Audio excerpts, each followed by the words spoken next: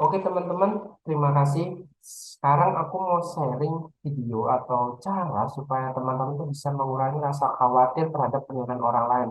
Nah, mungkin teman-temannya orang yang pemalu ya, seperti aku juga dulu merasakan. Kita tuh pasti sering mikirkan kayak, kalau aku ngelakuin ini, gimana ya kata orang lain marah apa enggak ya, mana ya pikiran mereka, nah gitu-gitu. Nah, hari ini aku akan sharing gimana cara mengurangi hal itu. Mengurangi sharingnya. Nah, jadi ini teman-teman. Jadi aku akan sharing bagaimana cara mengurangi rasa kekhawatiran orang lain saat memandang kita. Jadi teman-teman yang pertama yang harus teman-teman ketahui, ada hal yang bisa dikontrol dan ada hal yang tidak bisa dikontrol. Ini harus teman-teman pahami dulu. Jadi hal yang bisa kita kontrol adalah yaitu tindakan kita, bagaimana kita melakukan sesuatu, pikiran kita, perkataan kita, cara kita memperlakukan orang lain, dan cara kita mengendalikan emosi. Emosi ini dalam artian bukan marah loh ya. Emosi itu bisa perasaan senang, sedih, marah, cemburu, dan lain-lain.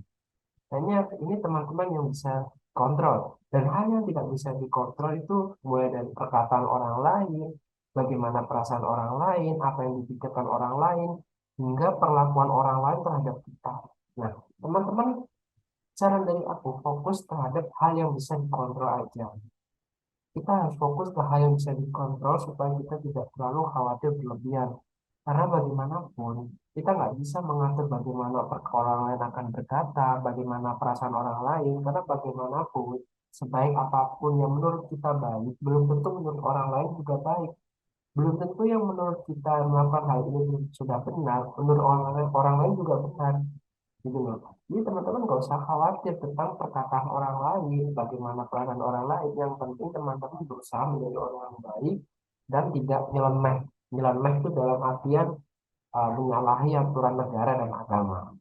Nah, tips dari aku yaitu untuk mengurangi kekhawatiran bagaimana orang lain memandang kita, yaitu yang pertama, kita harus menyadari bahwa manusia tidak ada yang sempurna.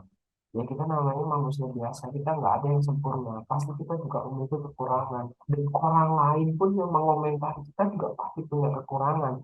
Cuman bedanya kita nggak tahu aja kekurangan orang lain apa. Apalagi di sosial media, teman-teman tuh jangan lihat orang tuh kayak perfect. Nggak ada yang orang perfect di dunia ini, gitu loh.